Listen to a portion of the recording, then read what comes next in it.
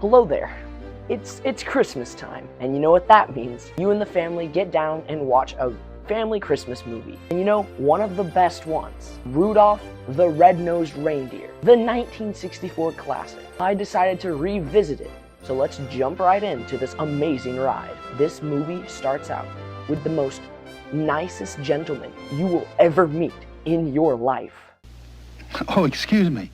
Call me Sam. Then, as the friendly gentleman he is, points us in the right direction while cracking a sick joke. They live right over there. First castle on the left. Matter of fact, the only castle on the left.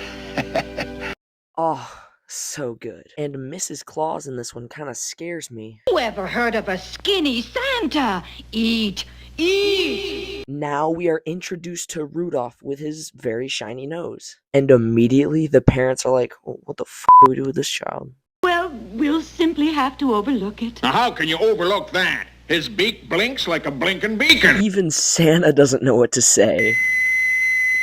Great bouncing iceberg. Then we are introduced to the tiny elf Hermie, who doesn't like to make toys. Instead, his dream is to become a dentist. I just don't like to make toys. No, well, if that's all. What? I'd like to be a dentist. A dentist? I just love the way that guy sounds. Meanwhile, Rudolph's dad wants to cover up that big nose of his so that he doesn't look like a big frickin' baboon. And now it's time for reindeer training, yippee! And Rudolph immediately befriends another reindeer named Fireball. Meanwhile, the elves play a lovely song. Terrible. Wasn't our fault, boss. Herbie didn't show up. What? Hermie didn't show up for the song. Instead, he was playing with whatever that is. Why weren't you an elf? After getting brutally abused by his boss, he decides to run away by jumping out of a window. While the other reindeer practice flying, Rudolph's busy rizzing up this random girl. Rudolph and Fireball start playing a little too hard, and Rudolph's shiny nose covering comes off. Crying out loud! Fireball, what's the matter? Get away! Get away from me! Bro, he's reacting like Rudolph's holding the freaking gun to his head. Now, what's this nonsense here, Bucks? After all, yeah! And then all the reindeer start making fun of him, including Santa. You should be ashamed of yourself. What a pity. He had a nice takeoff, too. Oh my god, Santa is a savage. Then the girl reindeer sings a song and literally no one cares. Now it's time for our two main characters to meet, and they sing a kick-ass song. We're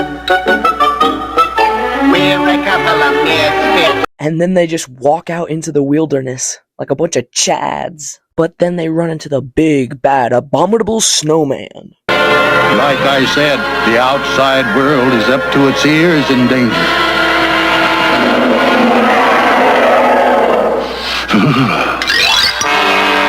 Don't be scared, Sam. I will protect you. I would take a bullet for you. While lost and having literally no clue what they're doing, the best character in this entire movie shows up. The name's Yukon Cornelius, the greatest prospector in the North. You said it, buddy. This is my land, and you know, it's rich with gold. Gold! Gold and silver! Silver and gold! Bro is literally creating earthquakes with just his voice. But then, as they're continuing their journey, they get attacked by the abominable snowman. And my favorite line in this entire movie is born.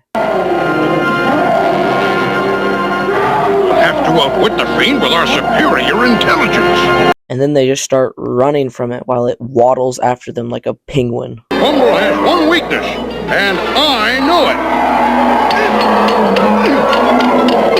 Thanks to Yukon Cornelius's ginormica brain, they escaped. And then we go back to the parents, and they go to look for Rudolph. I honestly forgot they were in this movie. And Rudolph's new girlfriend, who he just met, literally goes off into the woods to look for him. Our main characters land on the island of misfit toys, where they meet Charlie in the Box, whose main problem is that his name is Charlie instead of Jack in the Box. Literally, just legally change your name. Problem solved. A bunch of the misfit toys aren't even like bad toys. This one's just a polka dotted elephant. This water gun doesn't shoot water, instead it shoots jelly, which is like 100 times better in my opinion. The only thing this boat does is sink though, so yeah, you're complete garbage. Then they decide to sleep on the island in a really tiny house. But then Rudolph decides to leave. Okay. It's been a few months now, and Damn, boy, he fit! after months, he finally decides to come back, and Santa tells him that they're literally gone. And Rudolph just magically knows that they're in the abominable snowman lair. Rudolph literally tries to fight him, but ends up dying peacefully in his sleep. But then Hermie and Yukon return to save the day! Yukon hatches a brilliant plan. Oink, oink, oink, oink. With the beast down, Hermie takes out all of his teeth. And before he can do any more harm, Yukon Cornelius does the most heroic thing I've ever seen in any movie ever.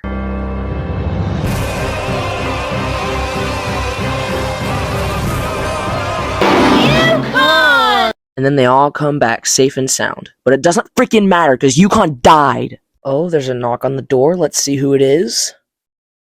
Holy sh! Turns out he tamed this wild beast and survived. This is someone who we should all strive to be. And then Santa's just like, hey Rudolph, I'm sorry I was a complete d*** to you earlier. Hey, wanna help me? And Rudolph's like, oh golly me, yes sir! And then Santa kidnaps all the misfit toys and that's the end of the movie. Wait, wasn't there supposed to be a big snowstorm? That doesn't look stormy. All jokes aside, I'm gonna give this movie a 9 out of 10.